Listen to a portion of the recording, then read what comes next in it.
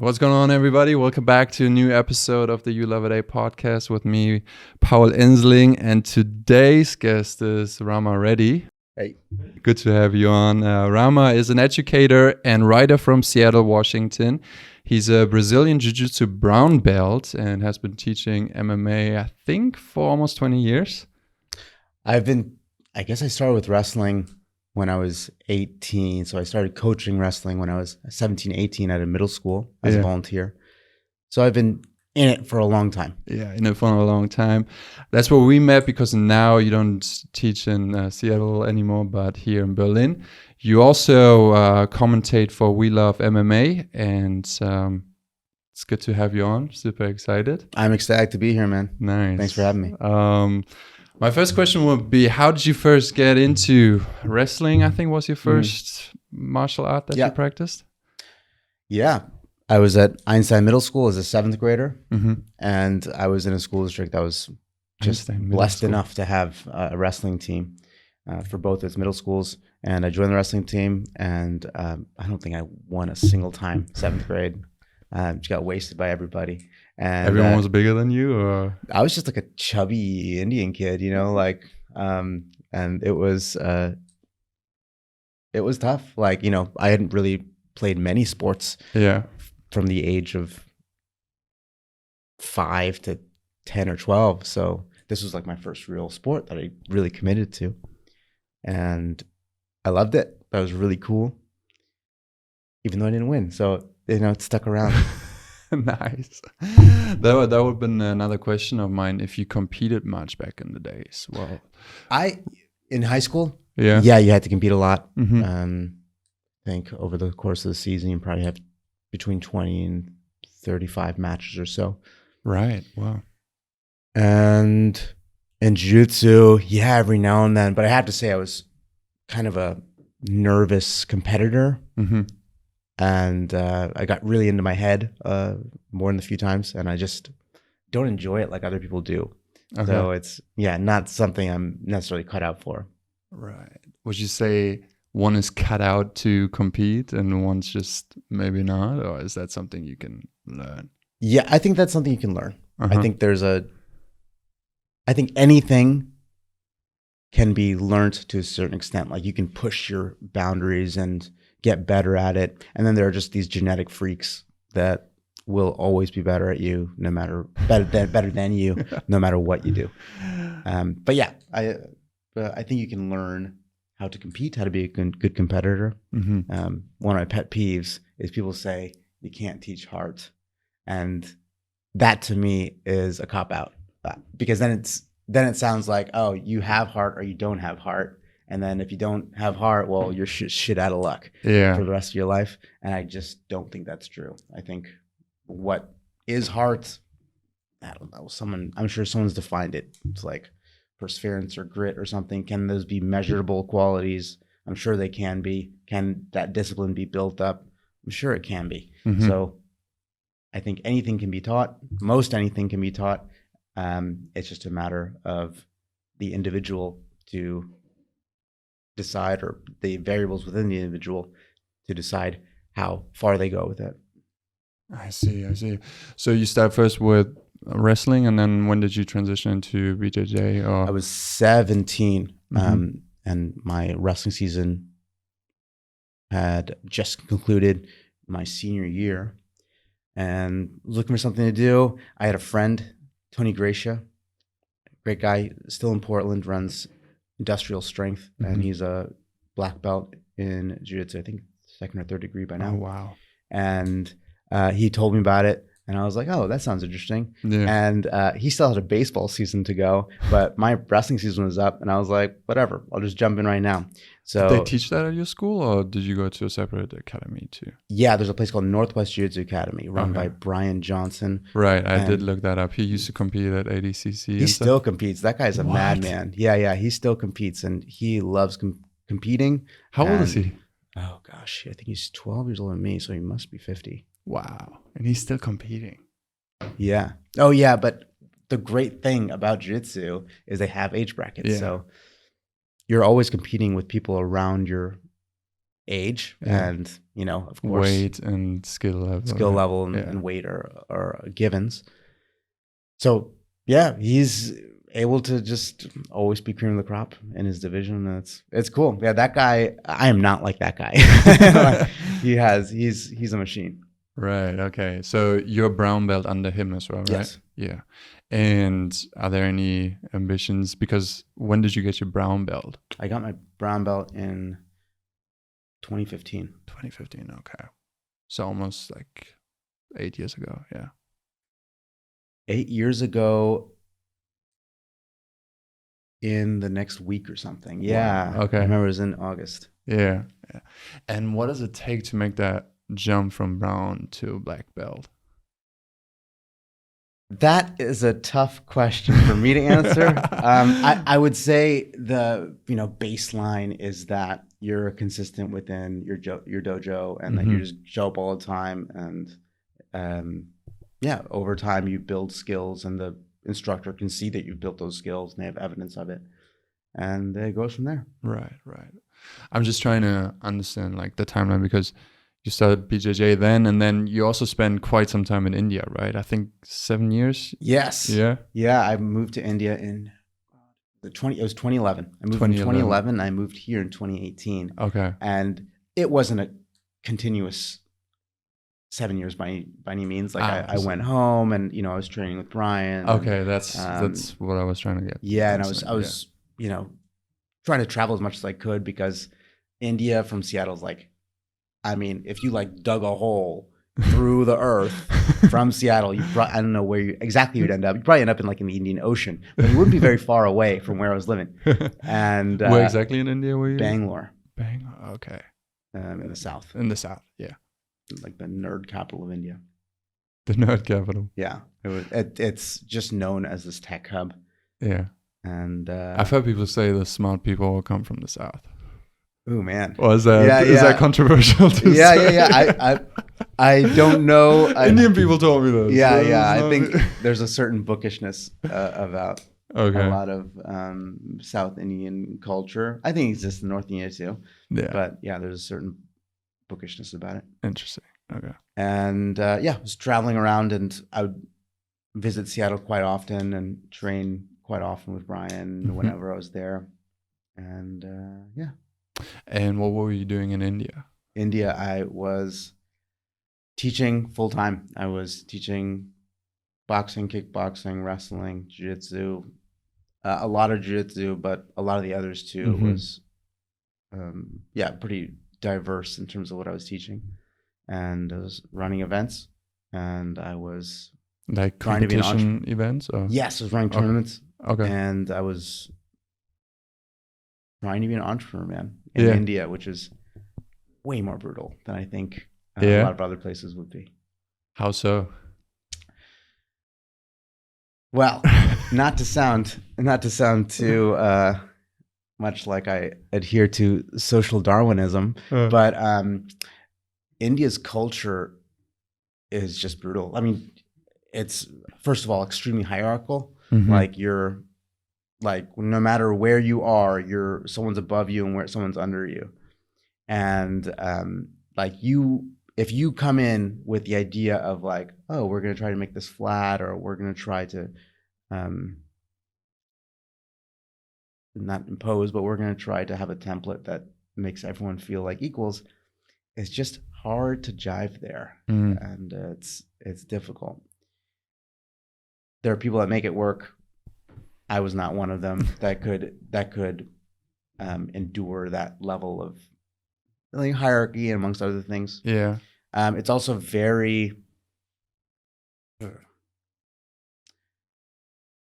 not time sensitive. I would say it's not a very time sensitive culture. I think the word I'm looking for is polychronic, but don't quote me on that. What does that mean? It means that like Indians like doing a lot of things at once. Oh, okay. Whereas that's probably Westerners, the total opposite to German culture. And funny you should mention that. Yeah, there are a few studies that have shown that, on metrics regarding time and like work and hierarchy and human relations, whatever else, like Germany and India are probably complete opposites. Really? Yeah. That's interesting. Yeah. Yeah. So you'd feel a lot of friction there if you were like hoping to have that there. Mm-hmm. Yeah. It's interesting. I used to live with a couple of Indians when I was in Australia, and those were the best times. We had so much fun living together. I mean, where they're from? I think the south as well. One was from Delhi, though, or close to Delhi. Yeah, and they introduced me to the food and just the cuisine, and just I mean, they cooked all the time too, which was great, and then just made a bunch of food too. So yeah, I miss those guys. That was a good time. Nice. But when did you pick up those other martial arts like boxing and kickboxing? Good question.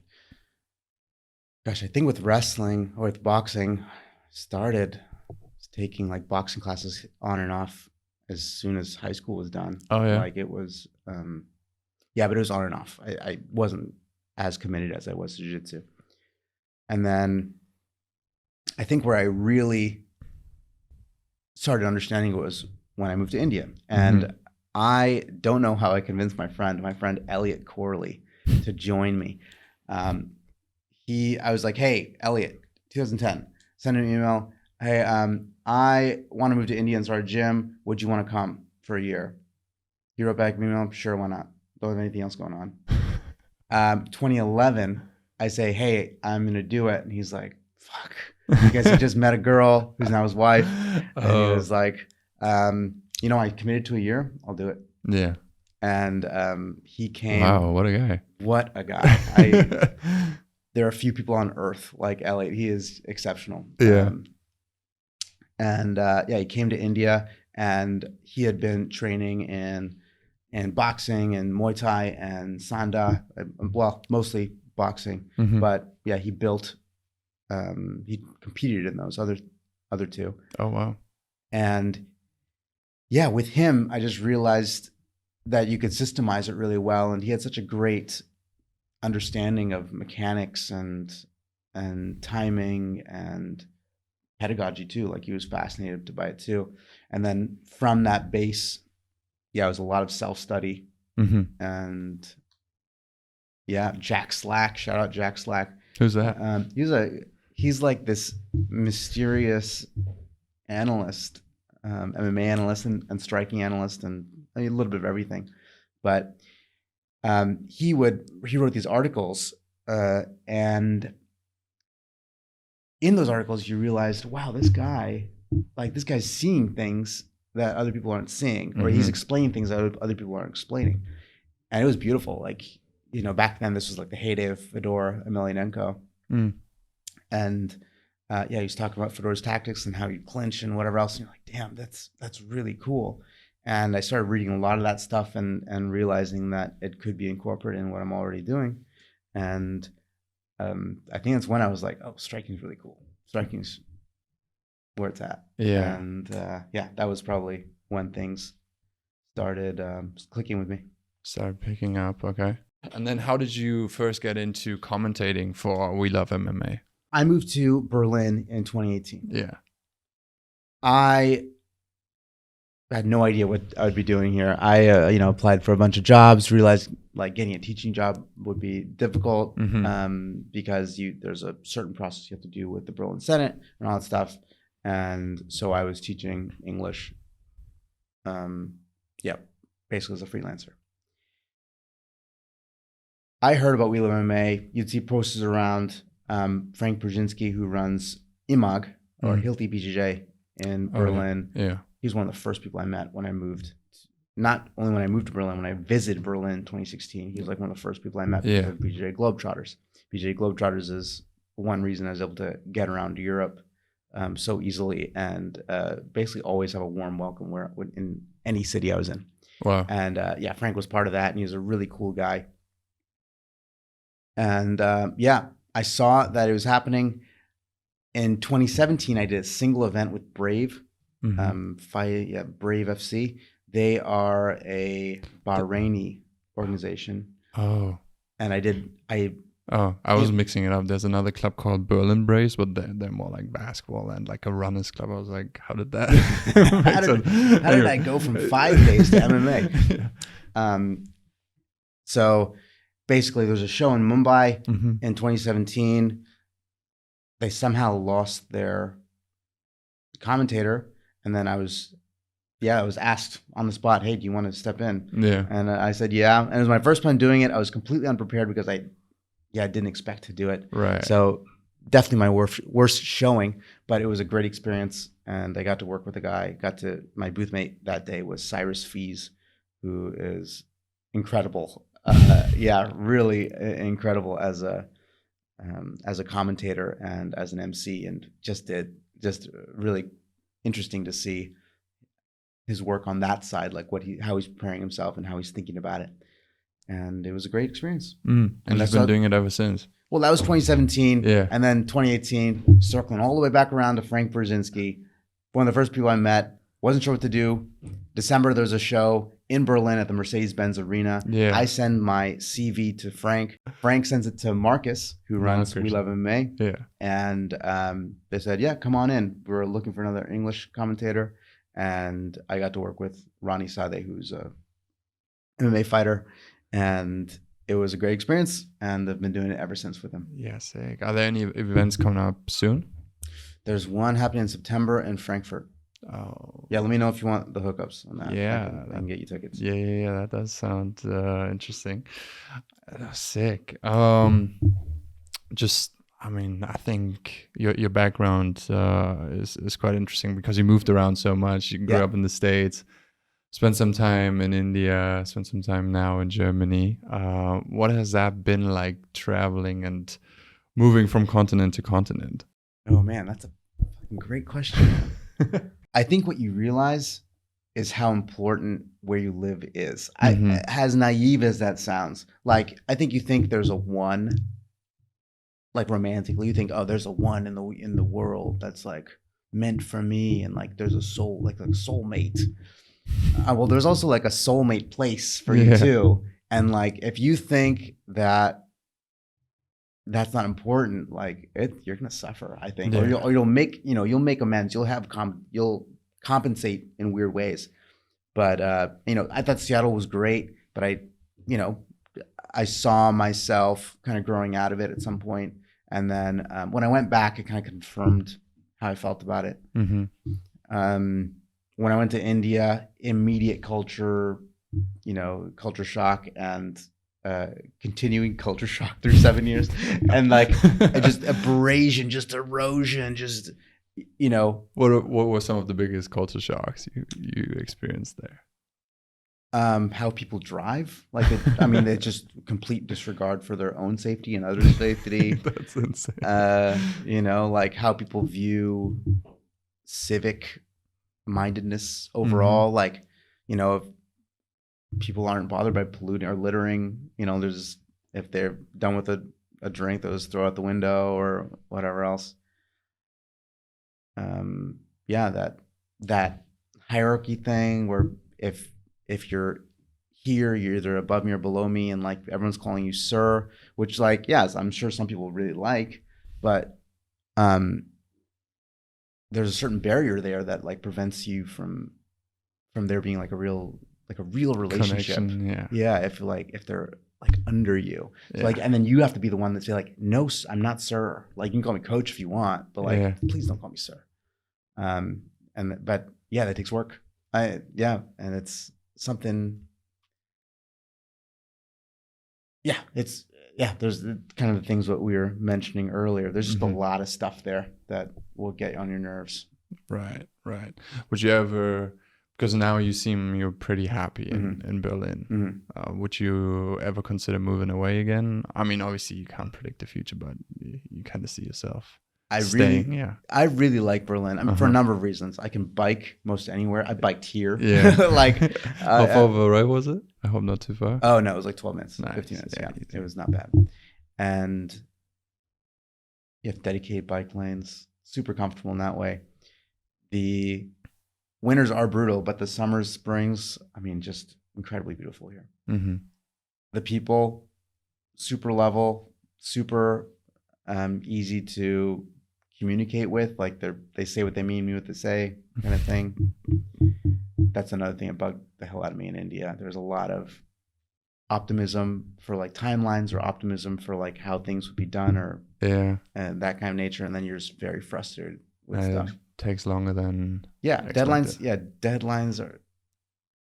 If deadlines were stuck to, the project would be dead. You know, like it doesn't. Deadlines mean nothing. So you do see yourself here, which is good, because I think for all of us at the gym, we want to learn from you. And that's kind. That's kind. I mean, on top of that, now that I have a baby, now that I have Rumi, like, sure, I could not imagine having a child in Seattle, or imagine having a kid in India. Like, you start to think differently, right? Especially since I know how much daycare costs in the United States, and like, you know, most anywhere else, it's absurd. Mm-hmm. It's ridiculous. It's like, I mean, some people are paying $2,000 a month. Shoosh. You gotta make that much first. Yeah, right. That's crazy. It's incredible. So like, and here it's what, $25 a month or something? Really? Yeah. I didn't know it was that cheap. Yeah, man. Pop one out. I have a friend. I can't say this yet. Shoot. Anyways, because I'll tell you after. I don't want to edit too much. No, but it is cool, because for those here, this is the silver medal, if you see it here, that I was able to get at Grappling Industries a couple of weeks ago, last month, but which is mostly accredited to you, because just a couple months ago, when I had no background at all in any grappling sports or whatsoever. And not to say this is crazy or anything. I mean, there were not too many guys competing, but I do feel like I've made quite some progress over the last couple of months. But what I am lacking, I guess, and what would be interesting to find out, is more about the history of BJJ. There's this current hype and super interest that's I feel like created around it at the moment through people probably like Joe Rogan, Lex Friedman, all these guys talk about all the time. But I saw on your Instagram that you were working on this documentary, close guard film about the history of BJJ. So yeah, I'm not working on it. There's a guy named Robert Drysdale, former he's a world champion, and he is also a historian. Like he studied history, and he did all of the diving. He did all of the investigating. He shot all the footage for his documentary, and then he's now in the process of creating a feature film out of it. Wow. Okay. And I did an interview with him a couple years ago, and learned a lot about jiu-jitsu. He has since put out 2 books. Okay. Using, I think, much of what he learned from the process of investigating and shooting that footage, and it's crazy. You learn a lot about the history of jiu-jitsu. Yeah. So I mean, everyone I guess kind of knows it's called Brazilian Jiu-Jitsu. Started somewhere in Brazil with the Gracie family, right? And then walk us through. Would you give us like a little? I mean, obviously this can be extended, but I'm going to try to do this as snappily as possible. Yeah. What should people know? The largest population of Japanese outside of Japan is in Brazil. Okay. There was a very large governmental push to have people move to South America from Japan. I mean, this is, I believe, Meiji era. This is kind of their, the imperial kind of mindset, I guess. So a bunch of them moved to Brazil.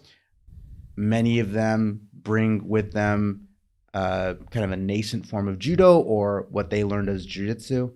And there was in Japan, there was this kind of unification of jiu-jitsus into judo that happened over a few decades because of Jigoro Kano, who is the founder of judo, one of my personal heroes, also a great educator. And apparently there's a guy named Mitsuo Maeda. Let me go that. So apparently there's a guy, Mitsuo Maeda, that taught jiu-jitsu to the Gracie brothers. And those Gracie brothers allegedly. What do you say? Apparently, it's all because kind there's a of- lot of shadiness that happened there. And I think Robert Drysdale does a good job of elucidating on this. Mm-hmm. But they might not have trained with Maeda at all. They said they trained with him. Okay. And they almost certainly did not get belted by him up to black belt. I mean, so there's some either fabrication or exaggeration occurring there. Okay. Just to kind of Yeah. help the marketing. So what happened was these guys, they learned jiu-jitsu wherever they could. I mean, probably from multiple sources, maybe some of it even from other Brazilians. Maybe even gave themselves black belts. Gave themselves black belts. That could be what happened.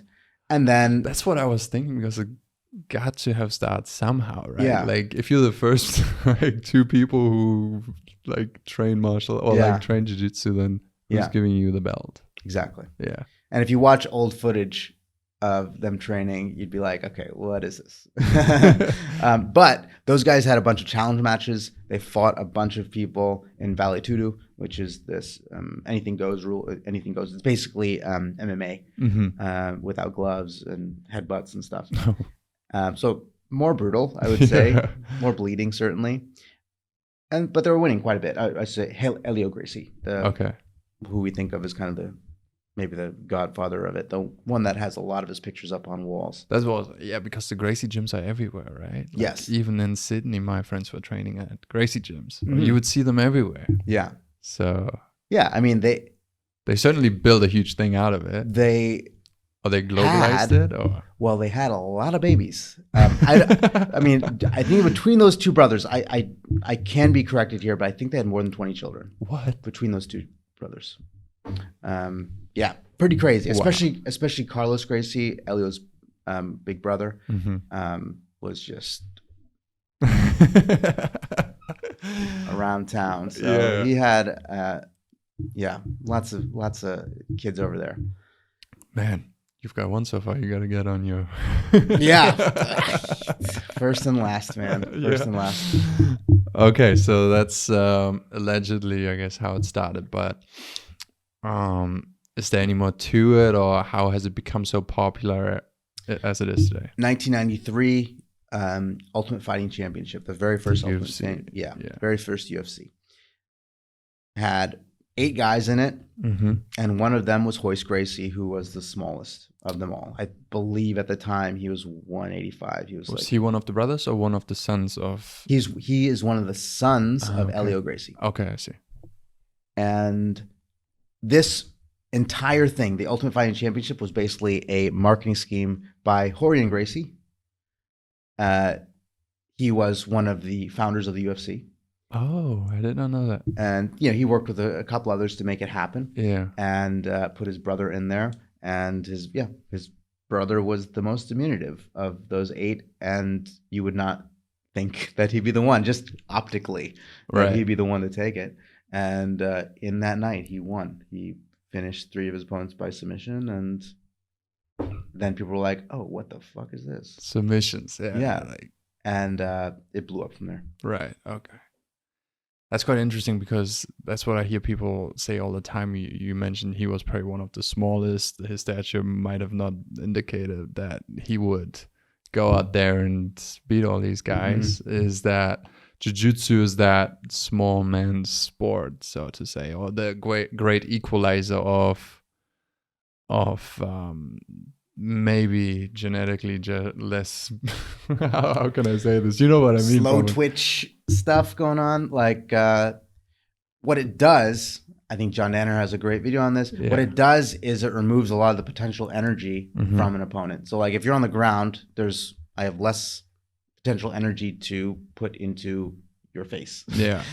So and then you're dealing with smaller motions, and that's where all the grappling comes in. And yes, you could say it does make things easier. Knowing technique obviously helps. Yeah, than just pure strength. There's this guy, I don't know if you know who he is.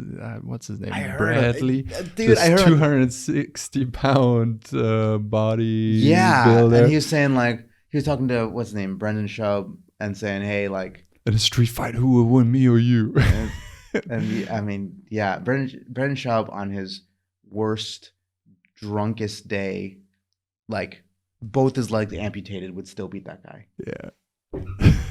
Still, I mean, it's hard to explain. Like a trained person versus some dude that does curls for girls. Like it's just nah, bro. They're not on the same level. Yeah.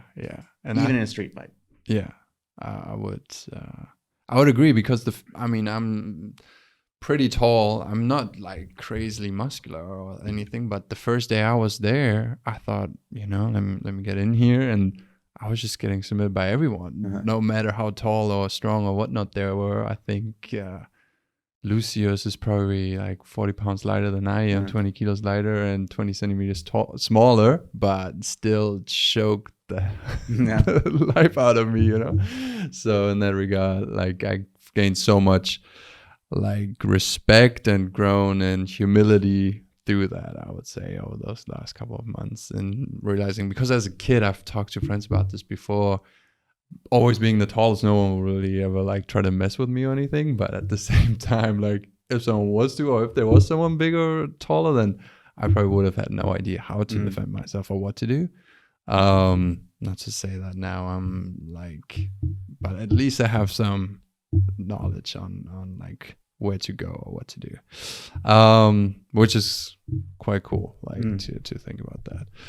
But that's interesting hearing about the history of BJJ, and now that it's just blown up over the last couple of years, and I think in these last couple of years especially. How do you feel about people talking about it all the time, or there's been this huge thing going on as well with Zuckerberg and Elon fighting or getting into the cage? What are your thoughts on that?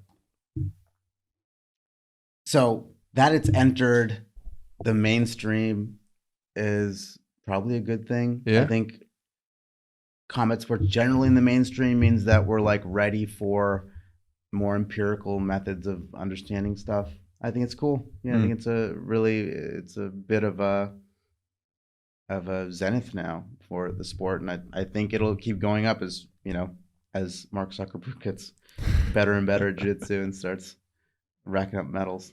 Who do you think would win that fight? Mark Zuckerberg. There's a guy that trains and a guy that doesn't train. I mean, it's not so different from Show versus Musclehead. Yeah, that's I agree. He looks solid. I don't know. He's Musk? Yeah.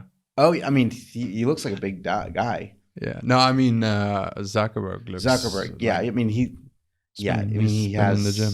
Yeah, he looks like he's a billionaire that has time. Yeah, to spend on his hobbies. Oh, good for him. So where do you see the future of jiu-jitsu or combat sports in general? Yeah, I think it's going to keep growing. I think jiu-jitsu is kind of entering like I said, it's like a zenith, and then you have people that are able to live off of it as competitors, which is relatively new. I mean, they're still not making a whole lot of money per event, but that they're able to teach or run their own gyms, like they're able to have like a steady source of income. That's great. Like, we're entering a place where people can be true professionals, and more broadly too. I think in terms of rule sets, it's getting interesting too, because we have, the IBJJF, like what you competed in basically, which is points for position. And then you have like sub only, which has been gaining a lot of ground in the last 10 years, 15 years. And then on top of that, you have these mixed rules. So you have no-gi and gi, which are kind of going the opposite directions in terms of popularity. Not popularity. I think they're growing roughly the same amount, but there are a lot of gi guys going to no gi. Yeah. But I think in terms of strategy and tactics, they're evolving in different directions in a lot of ways. Then you have this points versus sub only, which is a very interesting difference of rule sets also. And then you have kind of these gimmicky mixed rules bouts, like Bo Nickel versus Gordon Ryan some time ago, and Gordon Ryan also. Bo Nickel is that wrestler guy, right? He's a wrestler, Yeah. a very, very good wrestler. Yeah. That's now in the UFC. Oh, okay. I didn't even know that. Yeah, I saw that match and I was kind of confused by how that ended up taking place. Yeah, they needed. They did. I don't know if they did. I have to see that again. I don't remember if they did, like 1 round of wrestling, 1 round of jiu-jitsu, or if they said some weird mishmash where they're both represented somehow. Yeah. What I've also been seeing more is like just no-gi jiu-jitsu with no gloves on, but people starting to smack each other. Have you been seeing that? Combat jiu-jitsu. What is that? Combat jiu-jitsu is this rule set that was, I believe, invented by Eddie Bravo, 10th Planet. Yeah. And yeah, it's just like jiu-jitsu, except you're allowed to do open hand slaps to the face. Open hand slaps, okay. So only on the ground. No, you cannot do closed fist striking or anything. Okay. Yeah, and only on the ground. And only on the ground. So when you're standing, you may not. Okay, that's interesting. That's probably just coming up now as well, right? Because relatively new rule set, and I would say not terribly popular yet. You know, it's a bit niche. Yeah. But it's fun to watch. Yeah, definitely has something to it. I mean. But at that point, I'm also thinking you might as well just start doing MMA, right? Yeah, I would say there's a lot more to MMA, but you're certainly bridging that gap. That's what they're trying to do. What I love about these new rule sets, though, is that no one's optimized for them. Okay. And when you have new rule sets and no one's optimized for them, you get very entertaining matches. So that's kind of fun. Like imagine if like on a given day in basketball, like the rim was a foot lower or something. It's like, hey, it's Thursday, foot lower day. How would that change the game? That would completely. Right? Or like, I don't know, maybe you make a 4-point line. Yeah, that would be probably more fun. Because, with the lower rim, shooting and stuff would get difficult because everyone's trained to that 10-foot rim. But then you get probably more dunks and layups. Yeah. I mean, rules like, okay, you have to have made so many passes, for example, before you can score a point, or like a 4-point line. That could be interesting for sure. Yeah. I was thinking about this for the WNBA because, like, if you watch a WNBA game, no offense, pretty boring. And I was like, man, if they made that an 8-foot rim, it would be so much better, and it would help them too.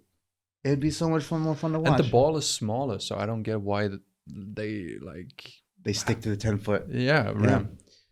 I mean, they obviously agree. Okay, probably your average woman's size hand is smaller, so give them a smaller ball. So the average woman is also shorter. I mean, makes sense. 8 foot rims. Then you have dunks and alley oops happen all over the place. I hope it's so fun to watch. Yeah.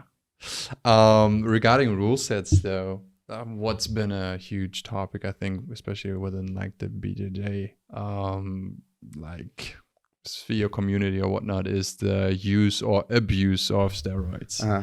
Gordon Ryan has come out publicly saying that, well, in our competition or in the ADDC, they're not testing for it, so it's not illegal to take them. Basically, affirming that he's taking it. What's your take on it?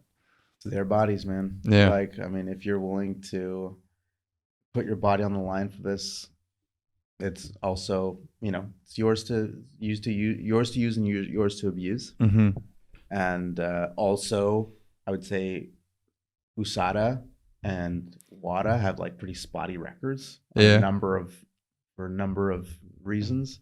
Their ability to actually analyze samples, loopholes through which cheating competitors can cheat, their heavy-handedness with people that they accuse of cheating, and then maybe those people did not cheat actually, and then it's verified later that they did not cheat. But they got banned for 3 years or something, and then it's not like it's not like USADA comps them or anything. It's just lost time. Okay, so you wouldn't say USADA is much better than no. And the other thing is that just it adds a barrier to people that don't have. It just separates the haves from the don't haves. In what regard the haves? Well, the people that have the resources to cheat will probably have more money to begin with. Like it's the competitors that are already established. Whereas the guys that don't are the guys grinding, and they're working side jobs, and like, yeah, I'm sorry, I don't have enough money to get that designer steroid that's not going to get me caught. Yeah. And because that stuff is pretty expensive. I don't know how much it costs, but like I'm sure to get the ones that are going to get past USADA, it's probably pretty pricey. Yeah, it is true. I mean, it is whatever they like to do, and helps them to win. At the same time, though, like now it's just this, I feel like, running joke, especially like at the B team. They're making this huge crack out of it, and then you look at people like Jay Rodriguez, you know who he is, and it's this huge guy. I mean, he's saying, "Oh, I'm natural," and apparently Nicky Rod, you mean? Nicky Rod. Nicky, Nicky Rod. True, Jay Rod is the smaller brother, and I'm the natty king, and this and that. And I was just like, what can I believe? Who can I believe? Who can I not believe? What is possible? Because I'm not trying to take steroids, but that would be so silly. But I'm trying to figure out, okay, what's naturally possible in a sense. Possible in the what do you mean? Well, obviously, learning technique you don't need steroids for. But looking at the guy, I'm like, oh wow, like he's probably like 6'3", 6'4" or something, but he's built like a tank. Yeah, that guy's built like a Greek god. He's definitely got that action figure build. Yeah, and I mean, if he said he's willing to do tests with USADA. That was his challenge that he did with Gordon Ryan. But definitely a running joke over there. And I believe they know what they're doing with their bodies, and it's up to them. And like they know the meta. They know who they're dealing with, and it's got to be tough if you're a natural competitor at some point. In the heavier weight classes. Yeah, I can imagine. But these guys are so huge. It's crazy. Talking about those guys, who's your current favorite fighter, but also all time looking back? MMA? MMA, UFC, or if you have. Is it boxing too? Yeah, love everything. Okay. I will start with MMA. I'm gonna say Stephen Thompson. I really like Stephen Thompson, just because. When did he fight? He's still fighting. Still? Yeah, he's still, as far as I know, still making a run for the belt. I mean, he lost a few times in the last couple of years, kind of derailed him.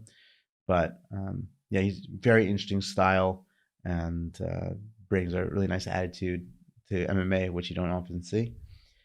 Demian Maia as an OG, one of my favorites. Jiu-Jitsu world champion turned multiple time contender, and he also brought a very unique game to MMA. I like GSP for a similar reason. I would say he had like that ethos that I really liked, and he also had the kind of low risk optimized game that's kind of fun, like just built around jabs and the lead kick and the double leg, and really like this stuff. Okay. All right, talk about grappling. I mean, it's hard not to like Gordon Ryan as in terms of his style. And like his material, the stuff he puts out, and like what he teaches is just so good. It's just really top of the line, extremely clear, and kind of sets the standard for like so many other instructionals. Have you gotten any, because they put out these paid instructionals and stuff, right? Have you? Yes. You've gotten some of those? Yes, I've acquired some of those.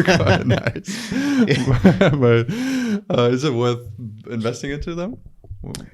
I mean, whenever you have an instructional, like, you have got to, you're not going to watch it like you watch Wednesday and then like, yeah, you're like, I have to pay close attention. I know jiu-jitsu. It doesn't work like that. You have to you take watch it like 15, 20 minutes, take notes, like stop, because like it's already too much information. Yeah. Like it's a lot of info, and it's like the little minute details coupled with like these big movements, coupled with the, on top of that, the tactics, then maybe the strategy. And there's just so many layers to it. And yeah, you gotta like think, okay, if I have 6 hours material here, this is gonna take me, I don't know, like between 20 and 25 sittings to like actually absorb it to some extent. And then like that doesn't count the drilling you got to do to actually understand it to some base level. So the material they're giving you is quite a bit. It can be months of stuff in like a 6-hour video. So in terms of, is the $300 thing that you're gonna drop for it worth it over the course of 6 months? Probably. And then how it's going to change your game? Probably. Yeah. Yeah, that's what I've been hearing people say, even just that no one like competing knows so much about jiu-jitsu than Gordon Ryan. He's just like, his knowledge base. I forgot who said this. Some other grappler athlete who probably competed against him was just like, oh no, he I forgot his name, but he had him in his corner. So Gordon was in a sense coaching him, and he just listened to what he was telling him throughout the competition. He was like, wow, every time he said something and I did what he told me was just spot on and helped me so much to win. I saw a clip earlier. I was like, oh, this is quite interesting. Yeah. I mean, he's really a superlative coach, or at least in the way he explains. Yeah. Nice. Talking about techniques or talking about knowledge, what should beginners focus on learning in their first couple of lessons? Yeah, this is tricky because it's heavily dependent on the gym. At my gym, for example, like amongst the team, like I don't let new guys free roll like on their first day, and I don't prefer that they free roll for at least like 5 or 6 lessons. Like, give them a 2-3 weeks just to like see what back control is, see what butterfly guard is, what full guard, half guard, what they are, and then understand the positions so they're not just overwhelmed by their lack of understanding. However, if you are in a gym that allows you to free roll from day one, then you're naturally going to be picking up defense before anything else, because you're just getting beat on by everybody. And you're going to learn like where your arms go and where your arms don't go, and where your knees ought to be. And that's why I think so many gyms focus on defense for the first part of the journey for a lot of white belts. Whereas I don't do that. I show you guys offense pretty quickly, because I want you to have a somewhat closed frame as to like what is within jiu-jitsu, and then you can start filling it in. So getting like a broader picture of these different positions, and then later on you learn more details about them. Basically, it's like jiu-jitsu is a circle, and like I give you a square and just be like, the circle's somewhere in that square, and like then over time you're just like chopping off corners. And then over time, it gets rounder and rounder. You'll never actually get the circle, and no one ever will. But the idea is you keep shaving stuff off until it's more and more accurate. And round and clean, I guess. Clean, yeah, cleaner edges. Interesting. You already mentioned, I guess, in a sense, your teaching philosophy in that sense. But what would you say your teaching philosophy is, if you have one?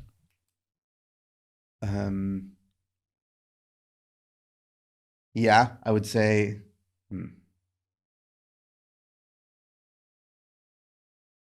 So teaching philosophy is interesting. Is an interesting topic for me because I studied pedagogy, and yeah, it depends on the context. But for the sake of, I'm trying to think of like what my English teaching shares with my jiu-jitsu or martial arts teaching.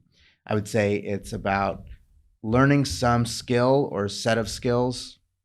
In the case of like English, maybe some phrases, some words, some grammar, and then applying it as often as possible, as quickly as possible in rapid succession and semi-improvised. Right. So in the case of our first day of class, Games, for example. yeah, games. Yeah. Right. So we're by the end of the first day, you have a butterfly guard, and you have an understanding that the guy needs to stay in front of me, and the guy on top says, I need to get to the side of him, I need to pin him down. And that basic understanding that gives you that interaction that allows you to apply it over and over again. And then we got really good at butterfly guard pretty quickly. Like everyone knows, like, oh, if I stay in this guy's butterfly guard, he can sweep me if I'm not careful. So just having that initial tightness allows us to say, all right, this is solid. Let's build a little bit on that. Let's augment that initial skill just a little bit and keep building off of it. Nice. Okay. Because that's also, when I thought about the question, I figured, I was thinking what you might say, and games definitely came to mind because we do a lot of these double inside, double ankle, like trying to sweep the other person, off balance them, or just balance when someone's trying to sweep you from that bottom position. And although we never really put a name to it or anything, when I was competing at the tournament and I pulled guard, sat down, and I was trying to do that or sweep the other guys, it came very intuitive. I was like, oh, I've been here before. It's nothing unusual or immensely uncomfortable. Obviously, I was a bit nervous before getting into the fights, but then being in guard and the other guy being on top, I was like, oh, I can do a couple of things from here. I can try to get a double inside, double ankle, or try to set up a single X or whatnot. So that definitely, like the game part that we do in training, translating to just making it easier now in a competition or something. Yeah, exactly. Like once we have that range, once we understand the range and how to beat people at that range, we can start expanding on it. And yeah, you did a great job against a way bigger guy, against two guys who are way more experienced than you. And yeah, I think that's a kind of a shining example of that ecological approach. And by the way, that's from Greg Souders. Greg Souders runs Standard Jiu-Jitsu in Maryland, and he puts out some great stuff. And basically, I've augmented a lot of his stuff for my own understanding of jiu-jitsu, and it makes for very tiring classes, but I think you build skill in a very unique way. Yeah, for sure you do. Yeah. What do you enjoy most about teaching? Not just MMA or jiu-jitsu, but also English or history.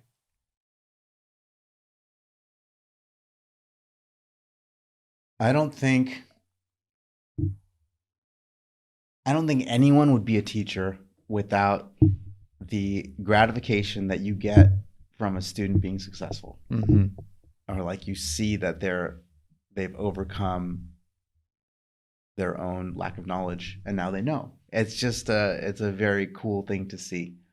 So I think that's the primary motivation for most any teacher, and yeah, that's probably mine too. Quite rewarding. Yeah, there's a sense of fulfillment there, because it's like there was nothing and now there's something, and like, yeah, it's not tangible, but you have a skill that you didn't have before, and it's at least partially because of me. Yeah, and it comes back to what you were saying before, like being able to learn, like even can you be taught what hard is, or like what perseverance is, but like, yeah, in a sense that's coaching too, like helping someone to push through. Back to martial arts or BJJ or whatnot, do you think a lot of people have been talking about this. Do you think martial arts should be taught in schools? Or would you teach them in schools? I guess you did learn wrestling. I mean, I guess they already are in a lot of cases. Boxing used to be taught in some high schools. Yeah, wrestling is quite a bit more common nowadays, obviously. I've never heard of a school teaching boxing to a competitive team. Mm-hmm. But yeah, I think wrestling is a great place to start. I mean, wrestling is what we all do naturally.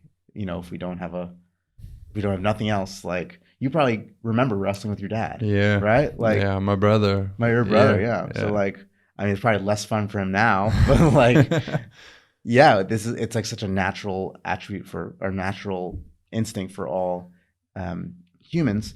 And then, you know, even when we're non-humans, chimpanzees and gorillas, like that's how they play too. They like wrestling.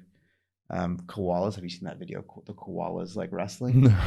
Anyone that saw that video would be like, "Oh man, he's in an over/under and he's trying to protect the center of gravity." Like they're like in an over/under, and then the hips are back, and they're like, "Oh man," they both know those hips come in. One's getting tossed, and like, yeah, it's just like cool to watch because you're like, yeah, this is pre-human. Like we've had this it's very much in our nature. Yeah, and yeah, and one of the koalas does get tossed, but it's like that was awesome. Yeah. Yeah, and I do think it's also like you were saying earlier, like it's getting into the mainstream. I did want to mention, yeah, I had a friendly friend that came by Berlin, Pooja, a couple weeks ago now, and she was telling me that she tried jiu-jitsu out for a few months. Nice. And she was like, yeah. I was like, oh, why'd you stop? And she was like, yeah, I stopped because my arms were getting jacked. And I was like, man, that's not a bug, that's a feature. Yeah. I was gonna see if I have any right now. Yeah. And but she's in jacked like jacked. Like she's getting like stacked. Oh, I see. And I get all these blue yeah, but if she, I mean, she's you know, I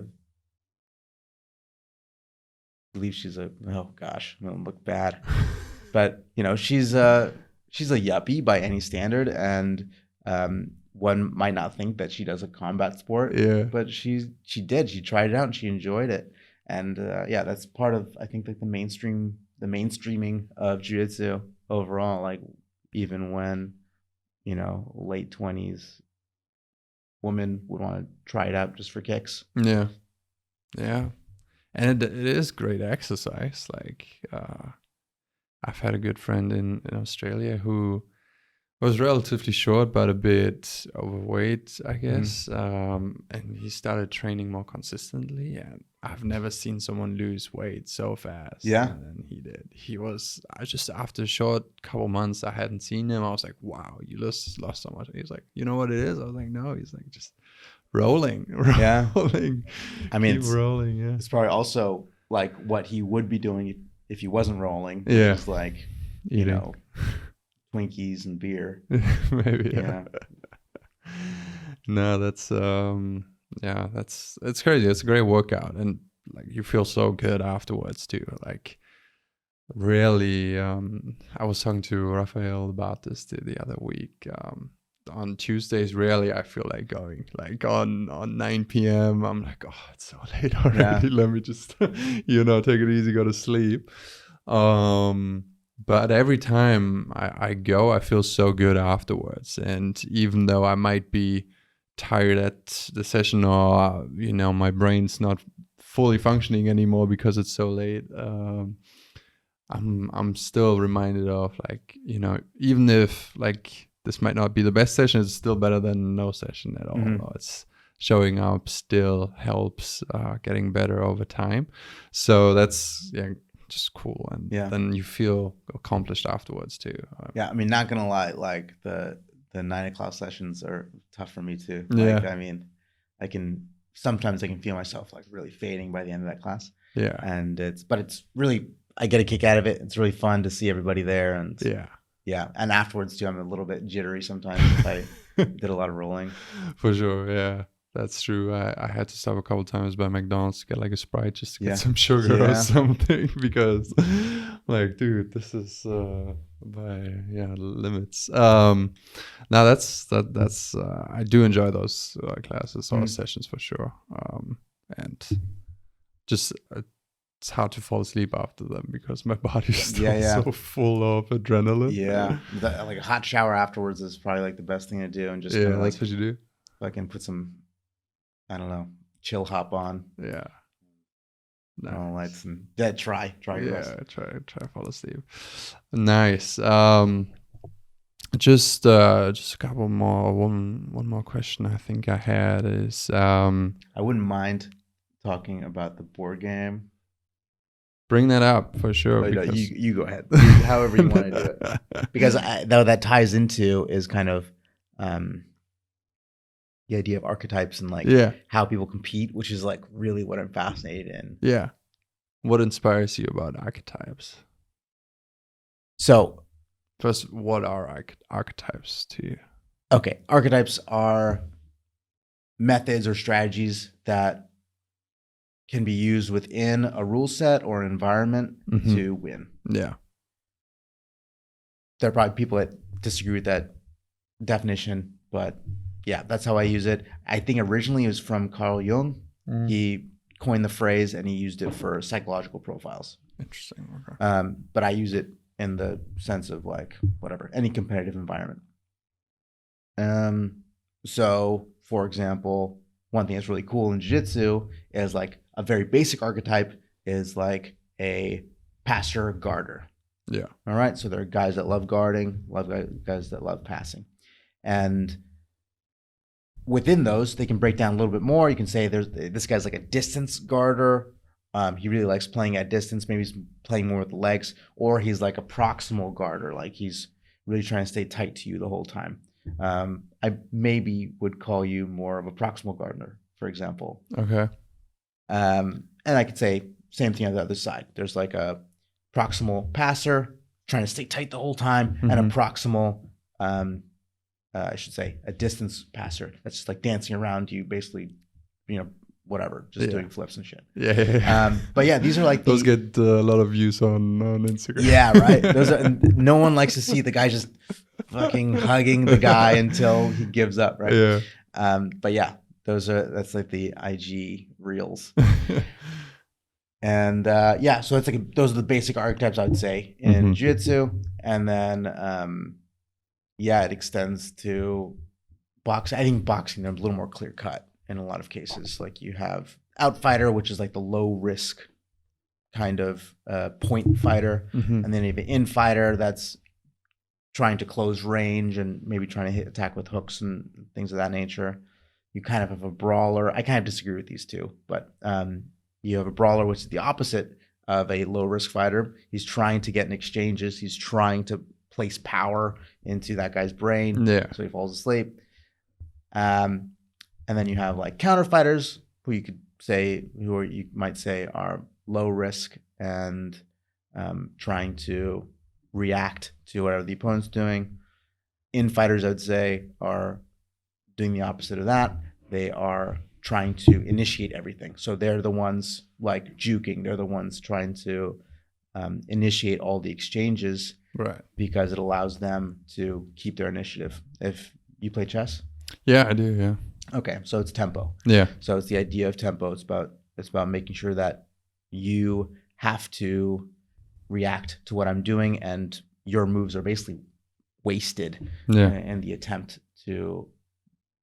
You have to react like to whatever move I make, unless you want to lose your queen or something. Yeah. Well, for example, yes. Yeah. I mean, if you're able to threaten the queen, that's always a good place to start. Threaten them with a pawn. Yeah.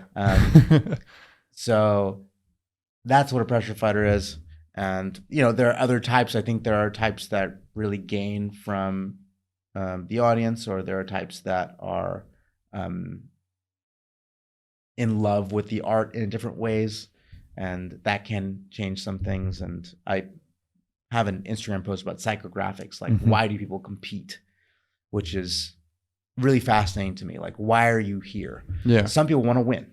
Yeah. Some people just like, if they don't win, then like, why would they do this thing? Yeah. Like, it's a waste of their time otherwise. Some people just want to play the game. Mm-hmm. Like if they're there, they're happy to be there. And then some people, if you go the other way, like maybe they're not happy to be there necessarily, but then afterwards they feel great. Like there's some psychological like, oh, release. I've done this. Yeah, I've done this thing, and they feel good about it. And those are the people I kind of notice that talk about heart the most. They're the ones that are like, whoever has the most heart wins. And I don't remember, I think it's Corey Sandhagen said, yeah, but like at this level, everyone wants to win. Right. It's about technique and, our physical attributes too.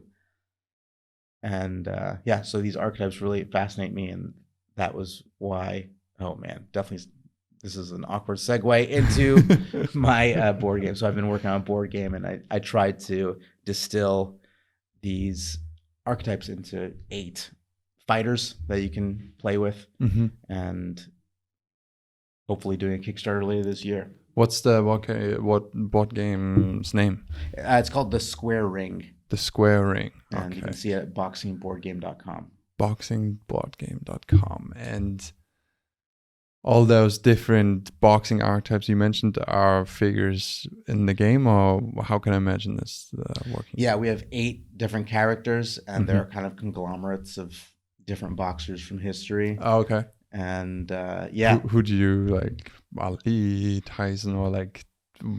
Did you give them names or? Yes, I gave them names. Like the starter character is like this well balanced. What do you call it? Boxer puncher. Okay. Her name is Inga, and originally it was Ingo. Yeah. Named after Ingemar Johansson. Okay. Who was a famous Swedish boxer, and we did a gender swap because we're like, we should probably have some girls in here too. Nice. Why not? I mean, treat it more like a fighting game than like a simulation. And she's like well balanced. There's Fredo, who's the infighter, very short range but very good movement inwards. Yeah. There's a brawler character, Oscar, who gets tired as the fight goes on. So, by the 3rd round, he hits quite weak, but he's always dangerous. Okay. He just gets weaker. Then there's a character named Ellie, who's this showboat character, very little life, but if you leave her to her own devices, she's going to dance and then she'll get more powerful. So you don't want her to dance. Interesting. You're trying to get in her face. How did you come up with the idea for a board game, and what's the goal of the board game? Obviously, like to win, but like how do you win? You're trying to reduce their life down to 0 or win over 3 rounds. So whoever deals more damage in each round gets the round, and there's 3 rounds, and whoever gets. And do you roll a dice, or do you? There's no dice rolling. It's all just cards. So each character so you has get cards. Yeah, has their own cards, and then you play 2 cards down, and then you reveal 1 card at a time, and then the interactions happen on this board. And you get the cards dealt. So no, these are fixed. The cards are fixed to the persona that you're playing. Yeah, so they have footwork cards, and they have attack or defense cards. So it's you're moving about this board, but everyone has different movement because they all have different stances. Okay. And they all have different attacks because they're all different fighters, obviously. And so it's like how they interact, and you definitely have to modify your strategy for each. So it is, would you say it's purely a strategy game? I would say there's very little luck involved. Very little luck involved. Very little luck. Okay. Interesting. I'm still trying to understand how that game or that idea came to put together a board game. Yeah, I was working on another board game for a long time. Oh yeah. And then it was just way too complicated. I was trying to do like a big old, like something like Settlers of Catan. Yeah, I love that game. And it's a great game. It's a great game, but like there's a million variables and it's really difficult. Yeah. And I tried that for months, and just like I had some board game friends here, and they were breaking it every time I showed it to them. They were just able to like break the game and make it invalid basically. And then I was like, what do I know? I know boxing. Let me try a boxing game. Okay. Because that's fascinating me so much about chess. I don't know if you play much, but there's just a billion, I don't know if actually a billion, but there's just so many different permutations. Yeah, and how the board can look, and then moves or best moves that you can make from there. Yeah. And obviously, like once you have an opening or the most common openings, Yeah. you know how to react to them and stuff. But still, like sometimes, and it's so funny because sometimes jiu-jitsu and chess feel so similar to me, because I'm just like, oh, I've never been in this situation. Yeah. Like the board never looked like this, or I've never had like my opponent's face like, like, that's, You've never had another individual that close to you, right? Yeah. I think it's a very intimate sport. I will say that. Yeah. Yes. What's interesting about chess is that it's basically been solved, right? Like a computer can beat a man now because they've figured it out. Yeah. So yes, it's endless, but it's been figured out. Jiu-jitsu will never be figured out. There's too many variables. Yeah. Obviously. But what interests me about chess and why I think you can still have fun with it is all the chess variations that exist. Yeah. And that to me is where, even if you're dealing with some grandmaster and you play some variation, well, he's not a grandmaster anymore.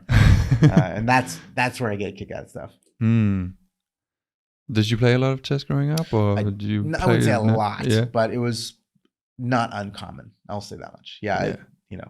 I have a basic understanding. And I when I was a kid, I even had a chess book and I was going through it. Oh, right. Okay. So probably, I mean, if you start at a young age, then you're probably still a lot better than I am. But that's cool. So you're trying to launch this board game by the end of the year? Yes. I hope to get it done. What's the roadmap on that? I'm going to go through Kickstarter. Mm-hmm. I think that's probably the only way I could fund it at this point. Yeah, so I'm hoping to do it later this year. I mean, I had the idea to do it in September, but I'm shaky on it. Maybe, and I'd rather it be successful and keep going forward than it not work and then having to do it again. But yeah, using Kickstarter, manufacture in India, and then you ship already it. know a place where you can do that. Yes, right? I have a friend that's helping me with the prototyping and all that stuff. Nice. Right. Well, best of luck with that. I'm super excited. You already have a prototype. I'm sure. We've had a couple of prototypes. Yeah. The first one, the one that looks quite professional is, Hernan. So Hernan's one of the training partners at the gym, and he runs like an industrial, I don't know what to call it. Like Reklama is Berlin Reklama is what it's called. Yeah. And it is the industrial printing and making facility. It's pretty mad, like what he's got going on over there. He built that? He's running that? Yeah, he's running that. I mean, wow. I think it's him and a partner. But yeah, and it's huge, and he's got so much stuff there, and he lets me just run wild. So like a few months ago, I made a bow there. Oh. Yeah, and yeah, just to see if it could be done. Yeah, so super cool. And yeah, so he was the one that printed this prototype for me, and it's really nice looking. And next time I see you, I'll bring it. Yeah, you should. Because right now it's hard to imagine what that would look like, but it does sound interesting for sure. Yeah, boxingboardgame.com. Boxing.game.com. We gotta link that down below. Super cool. Well, coming back to what we mentioned earlier, and I think this would be cool to wrap it up on, is what your past 20, 25 probably years of fighting, practicing, teaching MMA has taught you about life. I heard this quote online. I think Rogan said it when he received his black belt, was that he mentioned martial arts are a vehicle to or for developing your human potential. I'm guessing you probably agree with that quote, and what has that taught you over the last couple of decades? Yeah. If you fight somebody and they're way, way bigger than you and you have no skill, you just assume you're going to lose. Yeah. The more skill you have, the more things even up. So I think what I learned through martial arts is kind of what we touched on earlier.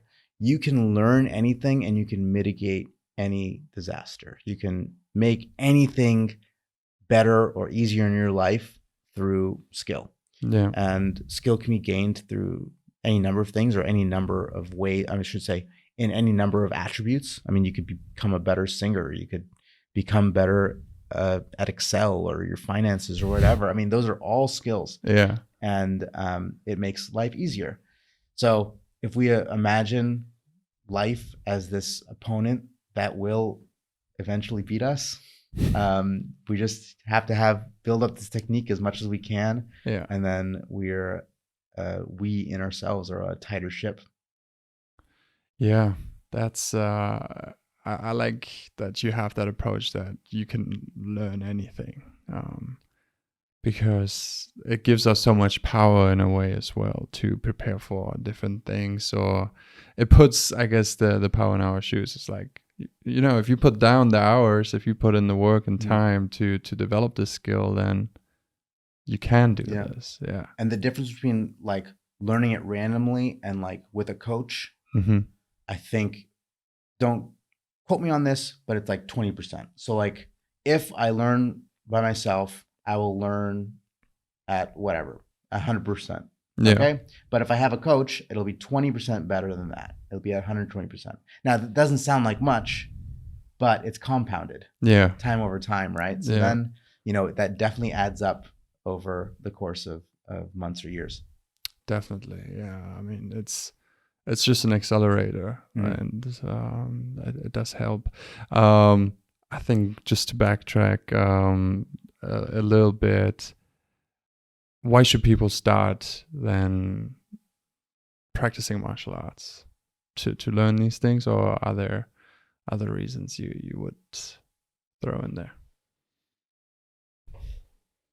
There are multiple reasons to do martial arts. I mean, it's so individual, but you know, there are people that do it for the social aspect. I mean, once you get past 30, man, like you're not there yet, but like once you get past 30, it's just a lot harder to meet like-minded people. Yeah. And it's just really cool to have a group of people that are doing this thing. And again, like you were saying, like you're really close. It's a very intimate thing. And you become friends with them, whether you like it or not, to some extent. There are people that do it for, you know, for reasons of health, like your friend. There are people that do it that want to compete, you know, long term. And then there are people that want to do it for self-defense. And to some extent, you can gain all of those things by doing this one thing. Yeah. So I think it in a way sells itself, but it's not for everybody. It's for people that would be naturally into it, and they know who they are. But I think the idea that jiu-jitsu is for everybody is you disagree? Stupid. Yeah, I mean, that's like saying Titanic is for everybody. Like, it's not for everybody. Nothing. It's for, you would say nothing is for Dion. Yeah, I mean, it's nothing's for everybody except for like oxygen, you know, and water. You know, like they're okay. Yeah, we're starting to get boring. Unless we should start a water club. And we start a water club, water and oxygen club. Okay, but also you did mention earlier that, you know, it is so much in our nature to grapple. It is. I would say it's very instinctual, but like, you know, I would say running is super instinctual too, but there's a shit ton of people that don't like running. Yeah. For better or for worse. You know, like, you know, not everyone's body is probably built for it necessarily. I mean, we did leave the African savanna a long time ago, and maybe we're better at other things now. But it's, I think everyone should give it a try and like do a little research, find a gym that matches your philosophy. That's probably the most important thing. Yeah. And then take a couple trial classes, shop around, and see if it's something that you can gain from. Yeah. What would you say for people who listen to us now and they're like, oh, shoot, I want to take my first lesson now? Maybe they don't live close by, so they can't come over in Prenzlauer Berg where we train. But what is important for people who've never stepped a foot into a dojo or a gym? You mentioned philosophy or qualities in a gym or coach that you should look out for. Yeah, my big thing is before I would go to any gym, I would ask if they have some kind of onboarding program for beginners. That's really important for me. If they don't, if they're throwing you into like an all levels class and then they throw you, they show you 3 moves, and they might or might not be connected, and then you just roll randomly for 20 or 30 minutes. I mean, that's just that's not great teaching. And so I would look for kind of more thoughtful teaching to some extent. That's probably the first thing. When you get there, you'll know, like by talking to the people and talking to the instructor, if they are, your tribe, vibe and tribe. And if they're not, you'll know immediately. That's not something I need to coach you on. Yeah, that's true. You will probably find out. Although, be careful, I guess. Yeah, I mean, if they're doing sparring on the very first day and you're some computer programmer and you haven't exercised in years, that's probably a good time to be like, I'm just gonna watch. I'm just gonna be in the corner over there. I'm not gonna touch anybody, because you don't need to be gasping under some 200-pound purple belt. like that's, I'm not sure, you're not gonna gain anything from that. Yeah, fair. That's true. Yeah. Is there anything, any last words? I think this would be a nice way to wrap it up. If you have anything you want to share. Not that I can think of, man. I'm really grateful to be here, and I'm really proud that you're doing something that's like so out there, and like you're really putting the work in, and you've committed to how many? 21 episodes. 21 episodes. Get yourself in that top percentile. Yeah. That's rad. Appreciate you coming on, helping, being one of the first 10, I guess. So that's cool. And love to do it again once the borders may be out, or give us an update on those. Yeah, it'd be an honor, man. Yeah, an honor. That'd be cool. Thank you so much, Rama. And nice. It's a wrap. Thanks, Thank brother. you all for listening. Thanks, everyone.